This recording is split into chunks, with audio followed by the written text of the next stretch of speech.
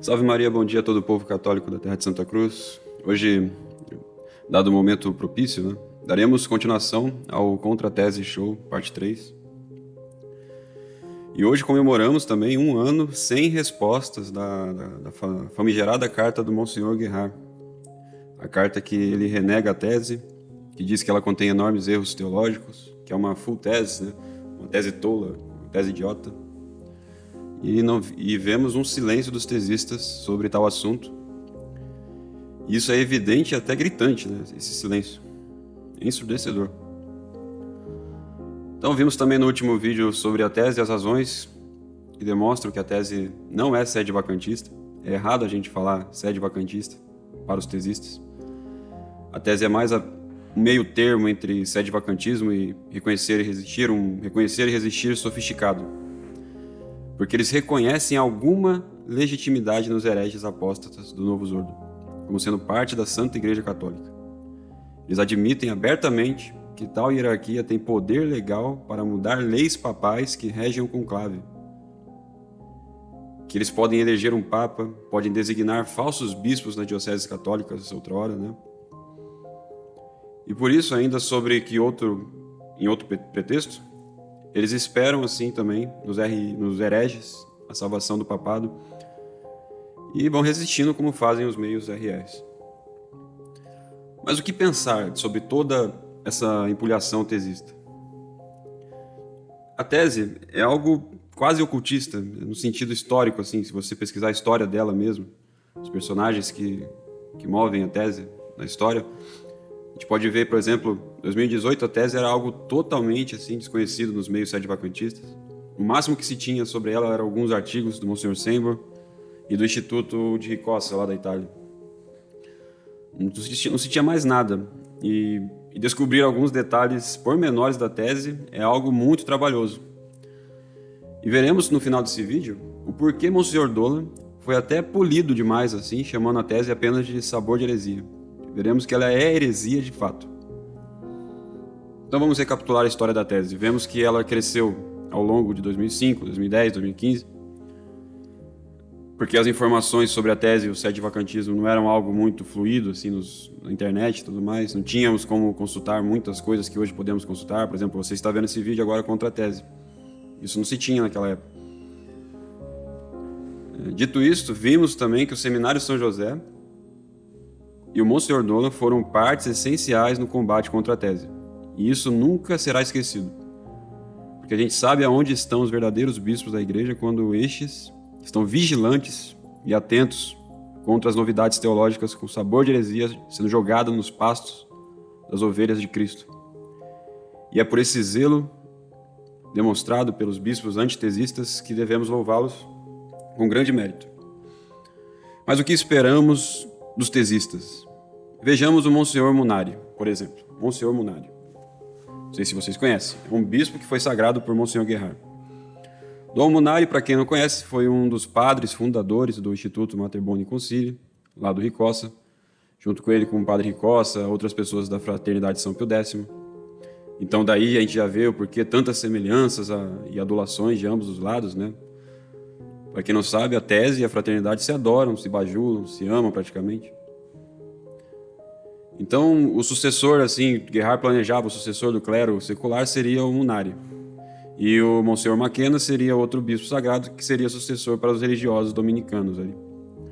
Porém, contudo, todavia, Dom Munari abandonou tudo e fugiu com uma mulher para Madagascar.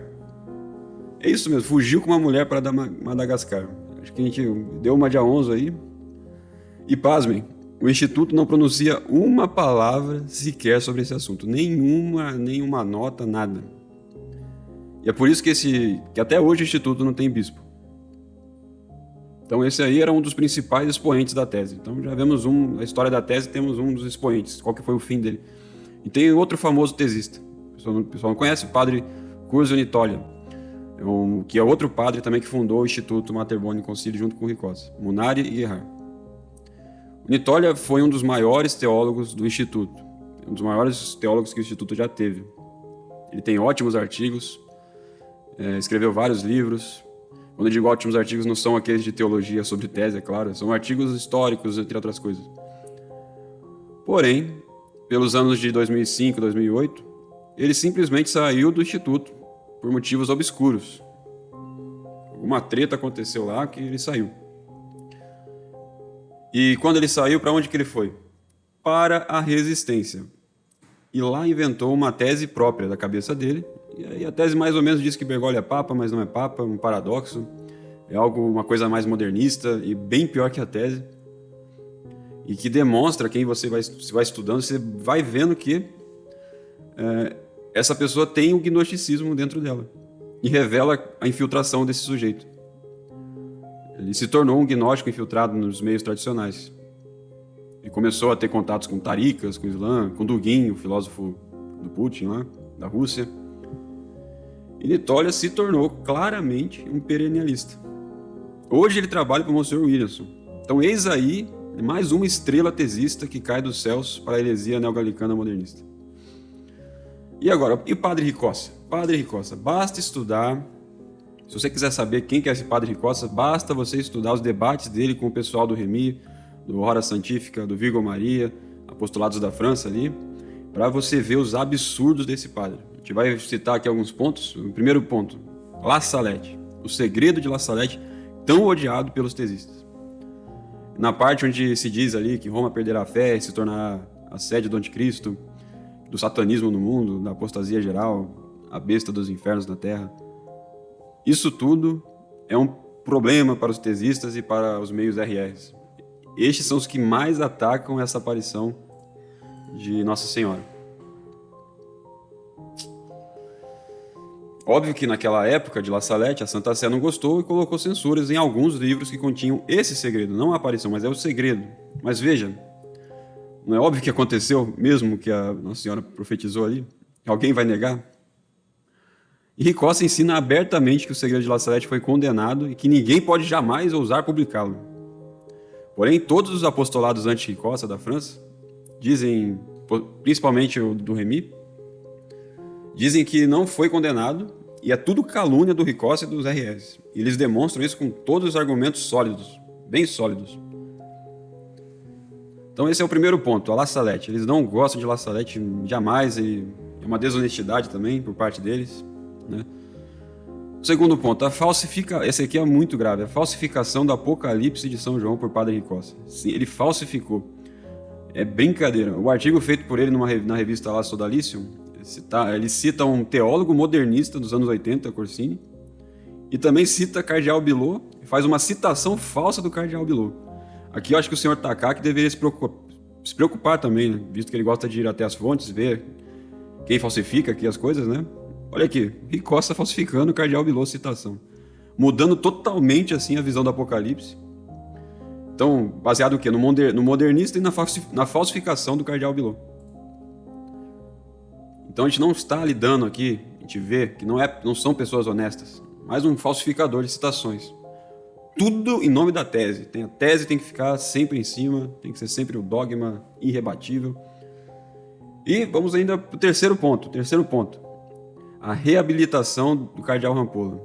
A gente viu isso daí nos artigos do Totalista, no vídeo do Papa Satânico tem ali também, bem destrinchado. E Ricossa ainda chega ao ponto de chamar Rampolla de tradicional, Rampolla era tradicionalista. É de pasmar. E graças a Deus o Sr. Remy e o Sr.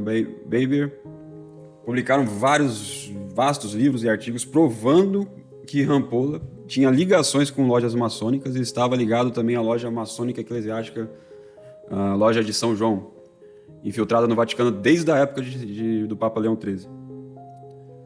Mostrando que tinha satanismo, que tinha agnóstico, tudo infiltrado ali desde a época do Papa Leão XIII.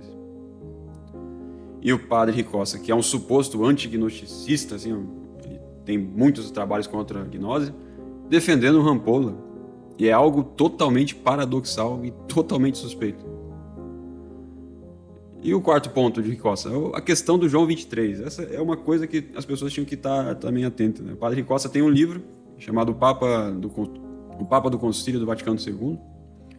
E lá ele diz que João foi eleito validamente Ele diz também que era um herege, evidentemente, era um herege e tal, mas não foi excomungado, o que tornaria sua eleição válida e daria validade para a tese de Cassitiaco. Então você vai ver, para os tesistas, os hereges dos Novos Ordos são, sim, validamente eleitos ao papado. E você vê um padrão nos tesistas de nunca atacar João 23. Para o Guerhard, a tese a sé só ficou vacante, assim, formalmente, assim, digamos, em 65, com a Dignitatis Humanae. Antes estava tudo perfeitamente conforme a doutrina, tudo católico. Dificilmente você vai ver um tesista atacando João 23. E chegam até a fazer pior, né? Defendendo como Papa legítimo. Assim ensina Padre Belmonte, outro tesista aí, desse meio aí, dessa nata, que as pessoas têm que ficar muito atentas. E o quinto ponto do Guy Costa é a mentira da carta do Guerhard. A gente teve que fazer uma perícia para demonstrar que era verídico. Onde Guerhard renuncia à tese de Cassitiaco. Outra estrela aí da tese, né, o Monsenhor Sember, que ensinando erros teológicos e morais sobre medicina, dizendo que não é pecado usar um objeto feito por fetos abortados, promovendo um prototipo de marca da besta, digamos assim, tendo que depois ter sido refutado pelo Padre Maquena, porque é um alto risco que se corre usando medicamento não experimentado e que é pecado sim usar objetos de fetos abortados. Imagina, não precisa de muito QI para saber que isso é realmente sim pecado. Né? E a briga com o Monsenhor Dolan também, do Monsenhor Sember, que foi iniciada pelo próprio Monsenhor Sember, quando ele imperativamente, do nada subitamente, exigiu que para ser considerado um sacerdote da Igreja Católica tem que passar por uma nota máxima nos exames sobre a tese. Então, a partir de não pode ser padre quem não passar a tirar 10 na tese. Então, o Monsenhor Dolan, diante de tal absurdo, teve que retirar os seminaristas, dar um ataque à tese, chamando-a educadamente de sabor de heresia, foi até polido demais, o que foi interpretado pelo Monsenhor Sember como chamando de herege. A gente demonstrarei mais à frente, repito, que Monsenhor Dolan foi muito educado mesmo, quando ele disse apenas sabor de heresia. Sobre Guerhard, um monge envolvido com uma mulher gnóstica chamada Cristina Campos. Um monge, imagina, trocando cartas com uma mulher gnóstica. A sua passada de perna ali, né? Sua malandragem com o Monsenhor Tuque, para ser sagrado. O Padre Belmonte, por exemplo, é outro da tese que é brincadeira. O Monsenhor Maquena, que foi sagrado pelo Guerhard, posteriormente sagrou vários sacerdotes que viraram depois conclavistas, imagina. Ainda mais tem a calúnia feita pelo seminarista expulso lá do Seminário São José, o Paulo Cavalcante, contra o Monsenhor Rodrigo. Então estes são os personagens, a tropa que defende a tese. E fazem falsificações, calúnia, todo tipo de artimanha para defender com unhas e dentes a tese. Eruditos sacerdotes, porém todos desonestos. Defendem de fato a tese como dogma de fé. Fora da tese não há salvação. E esse vídeo é para demonstrar aos senhores que se atentem contra essa heresia. Então agora, visto essa nata tesista, essa breve introdução de quem são os tesistas, né? A gente vai voltar para a tese em si, para que depois eles não falem para vocês só falam da gente, não falam da tese, mas vamos falar da tese. Só uma pequena errata lá no que foi dito no vídeo contra a tese show parte 2 ali. A tese de Cassitiaco seria uma teoria apenas enquanto sinônimo de hipótese ou de especulação, e não uma teoria no sentido científico, como supõem hipóteses já provadas, né? É uma especulação, só está especulando. Então, assim, para a gente evitar termos equívocos, melhor é considerá-la apenas como uma mera hipótese teológica. É isso, é uma hipótese teológica. Errada, herética, mas é uma hipótese teológica. E, além disso, tudo que foi dito na última parte vale de maneira geral ao sede privacionismo. Muitos se enganam achando que a posição sede privacionista se resume à tese de Cassitiaco, assim, tal como se propõe assim, o Guerhard. Você pega ali as teses, o caderno de Cassitiaco, a tese ali é de Guerhard. Mas não, no sede privacionismo há várias hipóteses divergentes entre os sede privacionistas. Eles mesmos se degladiam ali. E eles dizem seguir a tese de Cassitiaco e Dom Guerhard, mas é totalmente outra coisa que eles inventaram. Porque a tese caducou, eles tiveram que fazer novas adaptações, cada vez mais ridículas e heréticas. Então há divergências também entre os próprios sede-privacionistas, como entre aqueles que seguem o padre Belmonte, que considera João 23 Papa, e os que não o seguem e negam que João 23 tenha sido Papa. Então já tem aí uma divergência. Então não há como a gente abarcar todas as divergências entre os sede-privacionistas. E também nem é necessário que se faça isso. Como a gente já viu na parte anterior, a tese se apoia em falsos princípios. Uma vez que você está baseado num princípio falso, tudo que você desenvolver depois é tudo um castelo de areia. Não está fundado na rocha firme. Como o de não buscar o bem comum da igreja de maneira habitual, priva o ocupante da sé do poder papal. Isso aí é uma coisa que eles falam. Como eles não buscam o bem da igreja, eles estão privados do poder supremo papal. Então, portanto, que ainda que alguns sede-privacionistas construam um castelo teológico com 1000 livros de 1000 páginas, eles o farão tal como o sensato que construiu sua casa fundado sobre areia, que facilmente é posta abaixo, como alertou o nosso Senhor, contra os insensatos. Contra os insensatos. E esse é o caso, sobretudo, dos sede-privacionistas, que seguem a hipótese proposta pelo Instituto Católico Romano de Dom Sember, que é a corrente sede-privacionista que parece ser a que mais corrige e desenvolve a hipótese proposta por Dom Guerard. Mas, em todo caso, se os princípios fundamentais estiverem errados, errada estará a conclusão. Então, nesta parte, eu falarei sobre a sucessão apostólica. A gente vê que os adeptos da tese, eles falam que os bispos tradicionais, todos eles, até no Sede Vacantismo, não são sucessores dos apóstolos. É uma barbaridade. Alguém já perguntou? O seu bispo tem sucessão apostólica? A primeira coisa que a gente pergunta, né? Porque se não for, qual que é a diferença deles para um ortodoxo, para uma sucessão material apenas, né? Para ser sucessão apostólica tem que ser a formal. Então os adeptos da tese dizem hoje que um dos objetivos da tese é explicar como a sucessão apostólica se mantém na igreja. Você vê ali no The Tese Show, parte 1, né? Do Monsenhor Sember. Parte 1 ele tenta explicar como que se mantém a sucessão apostólica. Então eles alegam ali que, tendo os modernistas a sucessão legal dos ofícios da igreja, tais modernistas mantêm a sucessão material da igreja. Então, mas essa sucessão, tal como esses adeptos da tese alegam, não existe em nenhum lugar na teologia católica. Isso é uma outra novidade absurda da cabeça dos adeptos da tese. Você não vai encontrar isso em lugar nenhum. E eu digo que dos adeptos da tese, não da tese por Dom Guerard, que foi o principal criador da tese. Ele estava lá escondido, e Costa ressuscitou ela, né? Não caia numa novidade absurda. Ele não caía nessa novidade. Ele jamais iria cair nessa novidade absurda para sustentar que o Novo Zordo mantinha uma sucessão material, que é a noção diferente da que os adeptos da tese hoje sustentam. A gente vai ver vamos ver adiante como que se dá. Então eu citaria alguns teólogos pré-conciliares aprovados pela igreja com imprimato, e tais teólogos vão explicar como que a teologia católica entende a sucessão apostólica. Como que é a teologia católica da sucessão apostólica? Então, como diz o padre Hermann no livro Teologia Dogmática, ele diz, entre aspas, a sucessão apostólica pode ser definida como a pública, legítima, solene e nunca interrompida substituição de pessoas no lugar dos apóstolos para governar e alimentar a igreja. Os teólogos distinguem a sucessão apostólica em diversos sentidos, como no sentido de origem, no sentido de doutrina, no sentido de ordem e no sentido de ministério. E aí você vai ver que a tese tenta fazer uma mistura, pega citações de uma coisa, e faz uma bagunça para tentar refutar o sede-vacantismo. Mas isso aqui você tem que ter em mente. Sentido de origem, sentido de doutrina, sentido de ordem, sentido de ministério. Praticamente todos os teólogos consideram a sucessão apostólica de ordem, independentemente da legitimidade ou da licitude da ordem episcopal, como um aspecto da sucessão apostólica de ministério. E esse é o sentido que nos interessa expor aqui.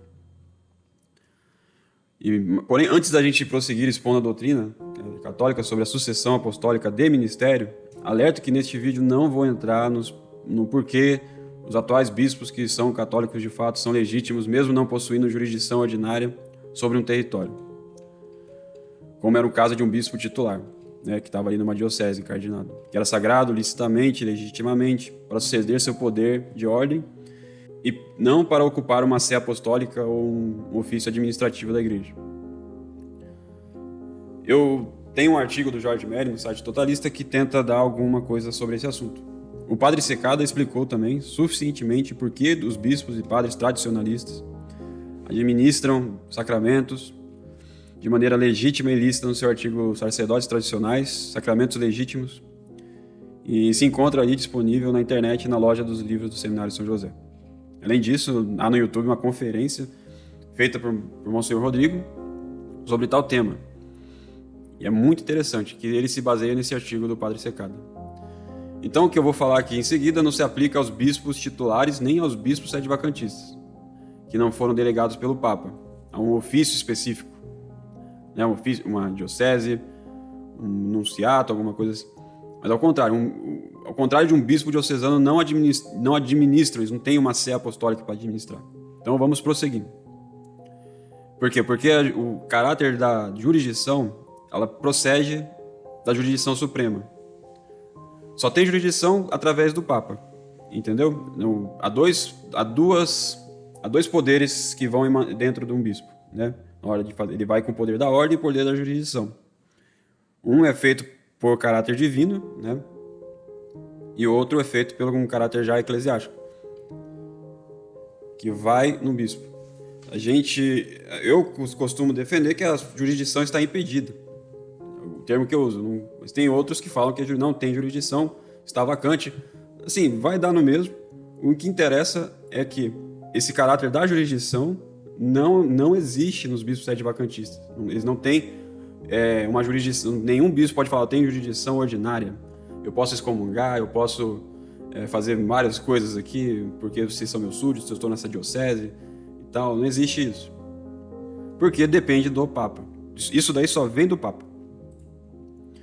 Então, no seu livro sobre a Igreja de Cristo, publicado em 1927, o padre Sylvester Berry explica, esse livro é The Church of Christ, ele explica ali a sucessão apostólica do ministério assim, entre aspas, ele diz: como se entende pelo contexto, é a sucessão de uma pessoa após outra em um cargo oficial, e pode ser legítima ou ilegítima.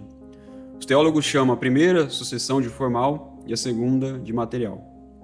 Um sucessor material é uma pessoa que ocupa o lugar oficial de outra pessoa contra as regras ou contra a constituição da sociedade em causa. Então este pode ser chamado sucessor quanto ao fato de que ocupa materialmente o lugar, mas não tem autoridade e seus atos não têm valor oficial, ainda que ele ignore ocupar ilegalmente o cargo.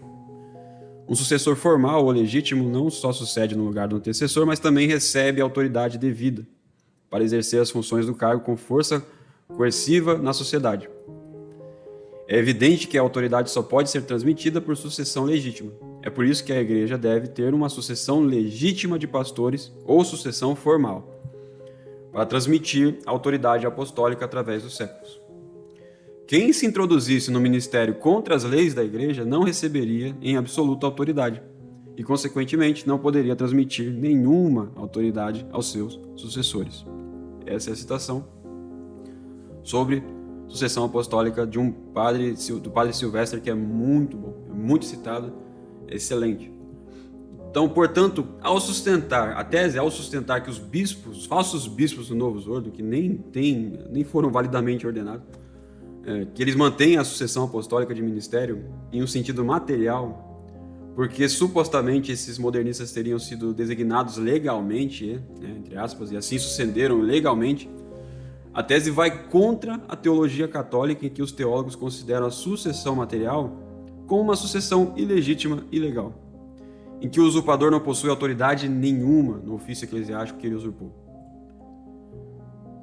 Por autoridade deve-se entender poder entre aspas, né? Como foi explicado na parte anterior, onde também falei que todo o poder legal no âmbito administrativo da igreja supõe um enforo externo à jurisdição ordinária ou delegada, são as únicas jurisdições que existem, são só essas duas, ordinária ou jurisdição delegada. A delegada que foi dado por alguém mandou você fazer, alguém que tem jurisdição ordinária mandou você fazer alguma coisa. Então você tem, para aquele assunto, para aquela causa, essa jurisdição dessa pessoa ordinária. Então você foi delegado para fazer um processo inquisitorial ali em tal diocese. Então você tem essa jurisdição delegada. Então é aprovada por cartas, né? Há outros tipos de jurisdição delegada por lei. Por exemplo, essas outras aí, jurisdição não é de suplência, é por suplência, né? A igreja supre, não é como uma jurisdição nova, né? É uma jurisdição delegada pela igreja. A igreja que delegou, baseado naquela situação. Uma jurisdição presumida também, baseado naquela...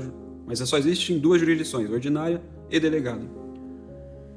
E a gente sabe que, inclusive, o poder de designar, de modo que os cardeais, ao designarem algum homem católico ao ofício papal, exercem um poder delegado pelo Papa anterior. Então, esses cardeais, têm um poder aí de jurisdição delegada pelo Papa anterior, que morreu, aí vai se ter um conclave, e daí esses cardeais que já foram delegados pelo Papa anterior vão eleger um Papa válido. Então, os teólogos chamam isso de ius elegendi, o poder de eleger. Então, o poder de eleger é uma jurisdição delegada pelo Papa anterior.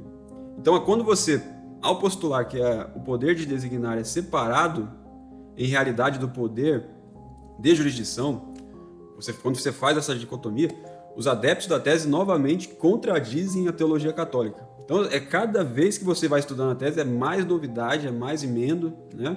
Vão costurando, vão emendando, vão inventando. Então, como você vê pelo que o padre Sylvester expôs, os atos de um sucessor material são nulos. E o próprio Dom Guerhard dizia isso do Papa Materialiter, dizendo, vou citar Monsenhor Guerhard, o dito, entre aspas, ocupante, não é, em nenhum de seus atos, o vigário de Jesus Cristo. Estes atos, precisamente, porque afirmam ser atos do Papa.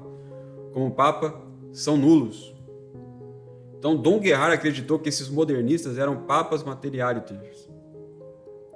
Não porque eles tinham um suposto poder de mudar leis do conclave e designar validamente cardeais, mas porque os cardeais eleitos validamente por Pio XII tinham participado e aceitado conclaves dos falsos papas do Paulo VI, do João Paulo I, do João Paulo II. Então, outro motivo que fez Dom Guerhard acreditar que eles poderiam ter sido papas materiais é o fato de que eles eram verdadeiramente bispos. Foram sagrados validamente, com um rito válido, apesar de eles serem hereges e cismáticos.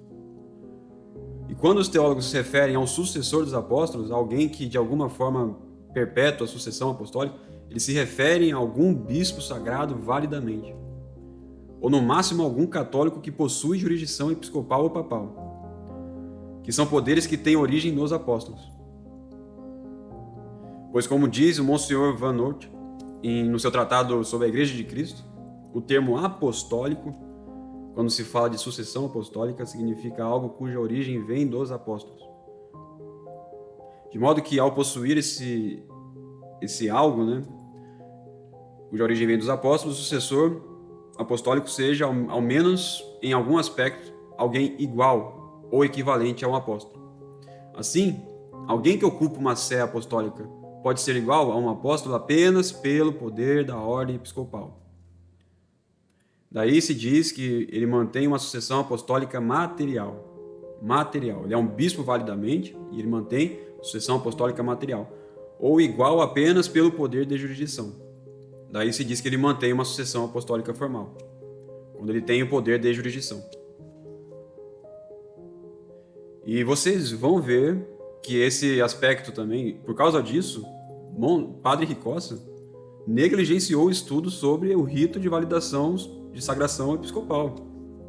Negligenciou totalmente esse estudo, que o Paulo VI mudou, ele negligenciou. Não falou nada da mudança essencial do rito. Perderam a sucessão material. Não podem mais falar que eles são sucessores apostólicos, têm a sucessão apostólica material. Acabou. Diferentemente dos adeptos da tese que querem inovar a teologia para perpetuar essa hipótese absurda que só gera briga, mesmo em detrimento da teologia católica básica sobre a noção de sucessão apostólica, coisa básica, que Dom Guerhard não negava, que Dom Gerhard dizia que para manter ao menos a sucessão material, os papas materialiter, segundo sua hipótese, não teriam jurisdição e, portanto, não poderiam manter a sucessão apostólica formal. Teriam que continuar perpetuando o outro poder apostólico que os faria manter ao menos a sucessão apostólica material, o poder da ordem episcopal, que foi dizimado. Por isso que a gente diz que a tese caducou. Eis as palavras dadas em entrevista por Dom Gerhard, que é muito claro quanto a isso.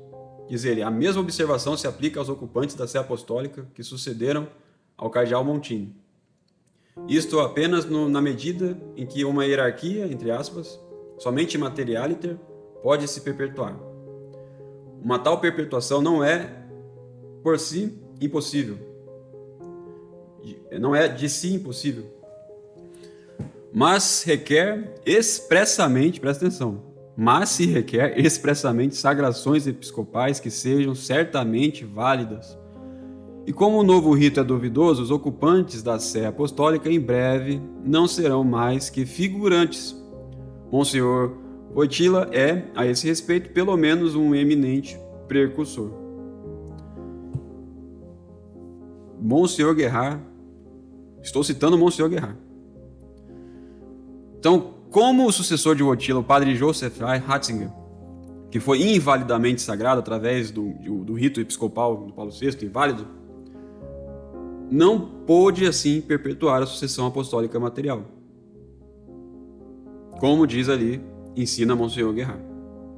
Ele é apenas um mero figurante, que não possui sucessão apostólica nenhuma. E nessa mesma entrevista ainda, Dom Gerhard ainda descreve o fim dessa seita Novus Ordo. Diz ele: a segunda sagração, entre aspas, realizada com o novo rito, que é duvidoso, também é duvidosa e deve então ser considerada na prática como inválida. Por isso, a fidelidade ao mandato apostólico, entre aspas, tem por consequência, a curto prazo, que Wojtyła seja o monarca absoluto de uma Assembleia Mundial cujos membros revestirão ocasionalmente as insígnias episcopais, ainda que não sejam bispos de modo algum. Consequentemente, nem sucessores dos apóstolos. E esse é um dos motivos que fizeram um dos fundadores do Instituto Mater Boni Concili ter abandonado a tese de Cassitiaco. O que a gente citou aqui, o padre Itolia, que de forma alguma é um padre recomendado devido às suas ligações com gnosticismo e perennialismo. Mas tem gente que traduz, tem gente que faz a fama desse padre por aí. Então, o envolvimento dos adeptos da tese com seitas gnósticas daria um tema para um outro vídeo, uma outra série, onde a gente poderia falar das trocas das cartas de Gerhard com mulheres gnósticas, da relação dele com a Cristina Campos, que é uma gnóstica guenoniana, que ajudou Dom Gerhard e outros clérigos com um exame crítico do Novus Ordo, assinado ainda pelo cardeal Ottaviani e o cardeal Batti, cujo principal autor dizem ter sido o então padre Gerhard. E ela chegou até a corrigir Gerhard na elaboração da tese de Cassitiaco. Uma gnóstica corrigindo Gerhard na tese. Imagina que barbaridade. Isso talvez explicaria que não é coincidência a semelhança que há entre a posição de Gerhard diante da crise da Igreja com a posição de Guénon diante da crise da maçonaria moderna, em que Guénon sustentava que a maçonaria moderna mantinha um aspecto material da maçonaria tradicional, mas não seu aspecto formal. E por isso, para ele, a maçonaria moderna era tradicional materialiter, mas não formaliter. Olha que semelhante discurso a gente vê aqui. Então, quanto ao Dom Curzio, o Itolia, em seu artigo em 2008, que ele deu as razões do porquê ele abandonou a tese de Cassitiaco, ele fala das consequências indevidas que os adeptos da tese ainda tiram dela. Após ele fazer essa citação de Dom Gerhard, falando na necessidade da ordem episcopal para perpetuar a sucessão material, ele ainda comenta, entre aspas, se Bento XVI é um puro figurante, ele não é papa material ou em potência. Razão pela qual a tese de Cassitiaco desmorona em favor da Sé totalmente vacante. Na verdade, hoje, com Bento XVI, o qual não seria validamente bispo, porque foi sagrado com o sacramento da Igreja Conciliar,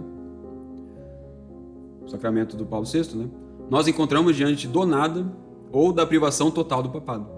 Então, eis as palavras de um padre que, apesar de não ser recomendado devido às suas ligações com gnosticismo, com perennialismo, foi um intelectualmente honesto, quando ele leu e interpretou Dom Gerhard nesse ponto.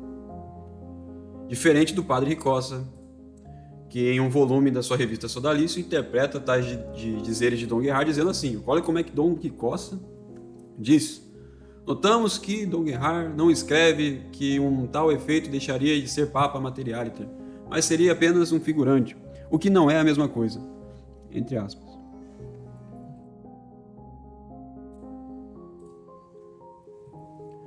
Então, com todo o respeito possível ao padre Ricossa, que desgraçadamente mente e engana os fiéis católicos, porque ele sabe da retratação de Dom Gerhard, e sabe que é autêntica, e ainda assim insiste em negar esse fato publicamente. Mas a sua interpretação é um sofisma sem igual. Dom Gerhard afirmou de maneira inequívoca que uma tal perpetuação requer expressamente sagrações episcopais válidas, ou seja, requer um perpetuador, que esse perpetuador seja verdadeiramente um bispo. E que no caso o sucessor de Wojtyła não possuísse essa sagração certamente válida. Ele não pode jamais perpetuar a sucessão material. E é justamente por um tal sucessor não ser Papa Materialiter que tal sucessor seria um figurante, uma pessoa figurante ali. Então o padre Ricossa, com isso, mais uma vez engana os fiéis católicos, assim como os demais padres sede-privacionistas do seu instituto. De uma maneira sofista, enganadora, dizem não rezar a missa não unacum, mas rezam a missa unacum sede apostólica. Uma barbaridade também. Por fim, afirmam estar em comunhão com a seita Novus Ordo, conforme falei na parte anterior dessa série de vídeos, que a gente vai desmascarando essa tese, que cria uma falsa posição católica, maquiada de sede-vacantismo.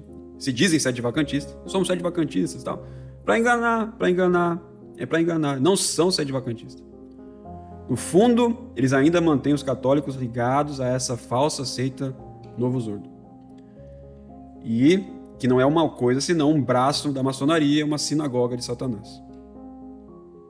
Dom Curcio, no Tolia, o referido artigo em que ele dá as razões porque ele abandonou a tese de Cassitiaco, ele nos fornece ainda outra citação interessante de Dom Gerhard, para mostrar que, diferentemente dos adeptos da tese, que tomam essa hipótese como absolutamente certa, como um dogma, Dom Gerhard era bem incerto sobre essa hipótese, bem incerto.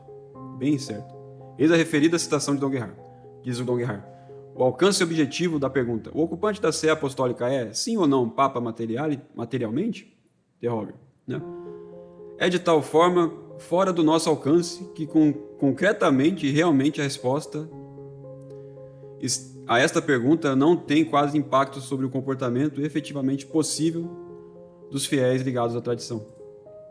E Dom Curcio comenta dizendo: se é fora do nosso alcance, não é evidente.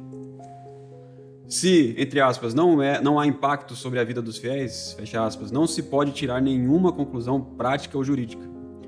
Coisa que os gerhardianos, né, fazem o oposto na prática, reputando-a como evidente, em teoria, evidente, né? E assim ultrapassam e contradizem o próprio padre Gerhard, o Monsenhor Gerhard, que agora foi Monsenhor, né? Na época era padre. Então essa é a citação do curso. Então, voltando à questão da sucessão apostólica material e a necessidade de ordem episcopal válida, não faz sentido nenhum os adeptos da tese quererem se salvar contra a acusação que eles contradizem Dom Gerhard e a teologia católica. Citando o Papa Pio XII, onde o Papa disse que um leigo poderia ser Papa e assim perpetuar a sucessão apostólica. Eles dizem isso, lá no documento, Pio XII diz que um leigo pode. É claro que é possível, mas em um caso assim ele perpetuaria não a sucessão apostólica material, mas a formal, porque ele estaria perpetuando o aspecto formal da sucessão apostólica, que é a jurisdição ordinária própria do ofício papal. Mas os adeptos da tese sustentam que Bergoglio, embora eleito validamente, não tem nenhuma jurisdição. Ele não perpetua o aspecto formal da sucessão apostólica, e menos ainda o seu aspecto material. Então, além disso, já que, diferentemente de Dom Gerhard, os adeptos da tese alegam que os papas materialiter teriam poder para mudar as leis do conclave. Olha, eles podem mudar as leis do conclave. Contra o que parece-me razoável argumentar, então, que Ratzinger e Bergoglio não poderiam ser eleitos papas nem sequer de acordo com a suposta lei eclesiástica vigente promulgada por um papa materialiter. porque o regulamento da eleição papal mudado por Wojtyła mudou, não parece ser diferente do de Montini. Então teve duas mudanças no regulamento da eleição papal, que mais explicitamente exigia que o eleito ao papado fosse sagrado bispo, caso ainda não fosse, para que o conclave tenha término. E todos os adeptos da tese admitem que o rito de sagração episcopal é ao menos duvidoso, e portanto inválido, pois a teologia sacramental ensina que um sacramento duvidoso deve ter tido como um sacramento inválido. E assim, neste aspecto de uma suposta lei eclesiástica imposta por Wojtyła, o que impediria Ratzinger e Bergoglio de serem papas materiais seria o fato de que a eleição papal deles não teria sido consumada pelo fato de não serem bispos, conforme exigiria a lei destes falsos papas.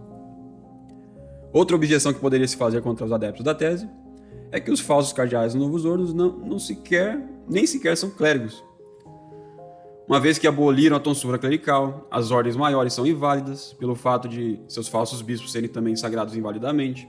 Segundo o direito canônico da Igreja, somente o clérigo pode exercer jurisdição, somente um sacerdote pode exercer jurisdição. E como já falamos, os cardeais exercem jurisdição ao designarem alguém ao ofício papal. Como pode? Eles nem são clérigos e podem exercer jurisdição? Então, deste modo, os adeptos da tese incorrem em um erro ao afirmar que estes falsos clérigos se apresentam como cardeais.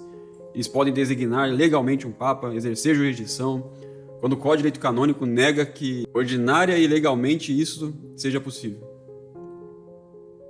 Então, os sete privacionistas sustentam hoje não a hipótese de Dom Gerhard, que ele reconheceu possuir erros teológicos, mas sim hipóteses em que tentam tapar buracos deixados por Gerhard ou que foram criados pelo tempo, porque a tese, conforme proposta pelo fundador dela, tinha um prazo de validade, que é uma coisa evidente pelo que ele expôs na sua hipótese. Além disso, há o testemunho do senhor Louis Remy, que é um francês que conheceu Dom Gerhard pessoalmente, ficou famoso no meio sede vacantista dos franceses por trazer à tona a retratação do Gerhard, que há décadas estava na internet esquecida.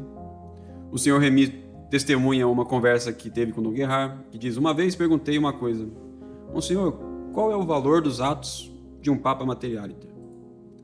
E o Dom Gerhard respondeu imediatamente numa só palavra: nulo, nulo. O que me fez dizer uma conclusão evidente. Portanto, diz o Monsenhor Remy, Monsenhor, a sua tese morre no tempo. E Monsenhor ainda responde: absolutamente. Absolutamente. E todas essas hipóteses que os sete privacionistas tentam sustentar falham miseravelmente em salvaguardar a sucessão apostólica da Igreja Católica. Miseravelmente.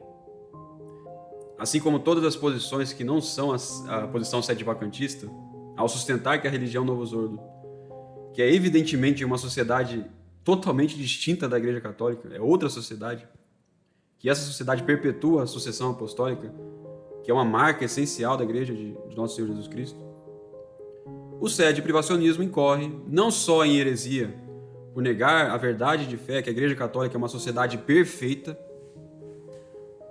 que a gente já disse na parte anterior, uma sociedade perfeita que não depende de outra sociedade, né? Então, quando você fala que a Igreja Católica depende de uma sociedade de hereges, você está indo em heresia, você está falando que a Igreja Católica é imperfeita. E eles ainda negam outro ponto que é absolutamente certo na teologia católica. As 4 marcas da Igreja de Nosso Senhor Jesus Cristo andam todas juntas. Todas juntas. Onde está a apostolicidade, está também a catolicidade, a unidade e a santidade. Assim afirmam os teólogos. Podemos pegar, como diz Monsenhor Charles Journet, que após explicar o conceito das 4 notas da Igreja de Jesus Cristo, pontuou essa verdade mais explicitamente. Diz ele: por certo, as propriedades essenciais não podem ser separadas da essência da Igreja. Elas são distintas da essência de maneira conceitual, mas identificadas com ela na realidade. Onde existe apostolicidade, há também unidade, catolicidade e santidade. E inversamente. Isso também se aplica às notas, que são simplesmente as propriedades, entre aspas, na medida em que estas são externamente aparentes e conhecidas. Uma nota é suficiente para indicar a verdadeira igreja, mas aonde está essa nota está todas as outras. No entanto, é possível considerá-las separadamente, pois, embora idênticas na realidade, elas diferem conceitualmente. São múltiplos aspectos de uma mesma realidade, demasiado rica para ser aprendida de um único conceito. Fecha aspas. Então, se para os adeptos da tese a religião do Novo Zordo mantém a apostolicidade da Igreja, eles devem então provar que a religião do Novo Zordo mantém também a catolicidade, a unidade e a santidade da Igreja Católica. E o mesmo vale para os demais RRs, os lefebristas, todos aí. Os lefebristas que tentam atacar a posição sede-vacantista dizendo que vai contra a sucessão apostólica ou a visibilidade da Igreja, que é manifestada através das 4 marcas da Igreja. Mas vamos recordar a esses lefebristas o que ensinava Monsenhor Lefebvre aos seus seminaristas. Diz Monsenhor Lefebvre: onde está a Igreja visível? A Igreja visível se reconhece pelos sinais que sempre deram a sua visibilidade, que são una, santa, católica e apostólica. Pergunto-vos, onde estão as verdadeiras marcas da Igreja? Elas estão na Igreja oficial? Não se trata da Igreja visível, é a Igreja oficial, ou em nós, da fraternidade, ou em nós. No que nós representamos, no que somos. É claro que somos nós que mantemos a unidade da fé, que desapareceu da Igreja oficial. Um bispo acredita nisso, outro não acredita nisso. A fé é diversa. Seus abomináveis catecismos comportam várias heresias. Onde está a unidade da fé em Roma? Onde está a unidade da fé no mundo? Fomos nós que aguardamos. A unidade da fé realizada no mundo inteiro é a catolicidade. Ora, esta unidade da fé no mundo inteiro não existe. Portanto, já não existe praticamente catolicidade. Em breve haverá tantas igrejas católicas como bispos e dioceses. Cada um tem a sua maneira de ver, de pensar, de pregar, de fazer o seu catecismo. Já não há catolicidade. Há apostolicidade. Eles romperam com o passado. Se fizeram alguma coisa, foi isso. Eles não querem mais o que se passou antes do Concílio Vaticano II. A apostolicidade, nós somos unidos aos apóstolos pela autoridade. Meu sacerdócio vem dos apóstolos, o vosso sacerdócio vem dos apóstolos. Somos os filhos daqueles que nos deram o episcopado. Nosso episcopado descende do Santo Papa Pio V, e por ele remontamos aos apóstolos. Quanto à apostolicidade da fé, nós cremos a mesma fé que os apóstolos. Não mudamos nada e não queremos mudar nada. E depois, a santidade, não vamos elogiar-nos, nem nos louvar. Tudo isso mostra que somos nós que temos as notas da Igreja visível. Se hoje ainda há visibilidade da Igreja, é graças a vós. Estas marcas já não se encontram nos outros. Vou repetir. Essas marcas já não se encontram nos outros. Neles já não há unidade da fé, mas a fé que é a base de toda a visibilidade da Igreja. A catolicidade é a fé no espaço, a apostolicidade é a fé una no tempo e a santidade é o fruto da fé, que se concretiza nas almas com a graça do bom Deus, com a graça dos sacramentos. É completamente falso considerar-nos como se não fizéssemos parte da Igreja visível. Não somos nós, mas sim os modernistas que saíram da Igreja. Quanto a dizer sair da Igreja visível, é enganar-se equiparando a Igreja oficial e a Igreja visível. Fecha aspas. Então até Dom Lefebvre reconhecia que a seita conciliar, que ele corretamente dizia que é uma seita cismática, não é nem manifesta a Igreja Católica. Mas nós, católicos, não podemos concordar com Dom Lefebvre que a fraternidade manifesta, porque, querendo ou não, a fraternidade sempre permaneceu em comunhão com essa igreja cismática e agiu sempre da maneira cismática diante daqueles que eles consideram como autoridades legítimas. O neogalicanismo. Enfim, nessa parte da tese, quis mostrar que os 7 privacionistas que dizem seguir a tese de Cassitiaco, entre aspas, seguem a tese, não só contradizem Dom Guerhard, mas ainda falham miseravelmente em tentar salvaguardar a sucessão apostólica da Igreja Católica. E sobre a sucessão apostólica irei explicar em talvez um próximo vídeo, que não será muito... vai demorar um pouco, Porque a desonestidade desses RRs, que se transvestem de sede-vacantistas, é tanta que para não responder às objeções teológicas que fazem a tese de Cassitiago, eles simplesmente ignoram as objeções e exigem um tratado teológico evidenciando por A mais B uma solução à crise, e mesmo expondo para eles uma noção do que seria uma possível solução, descartam ela sem querer aprofundá-la, compreendê-la devidamente, que é o que tentarei fazer futuramente um vídeo dessa série desmascarando essa falsa posição que engana os católicos, prendendo-os à religião do Novo Surdo. Como bem disse Monsenhor Dolan, que Deus o tenha, afastando os católicos da única posição católica diante da crise na igreja, posição que, como reconheceu humildemente o Padre Secada, acaba em um certo mistério, mas não em uma contradição com a doutrina e contra a fé católica, que devemos manter a todo custo, porque afinal é somente pela fé católica que podemos vencer o mundo, agradar a Deus e crescer na virtude. Pois, como disse o doutor Angélico, sem a virtude da fé não é possível possuir verdadeiramente nenhuma virtude. Salve Maria, bom dia a todo o povo católico da terra de Santa Cruz. Em nome do Pai, do Filho e do Espírito Santo. Amém.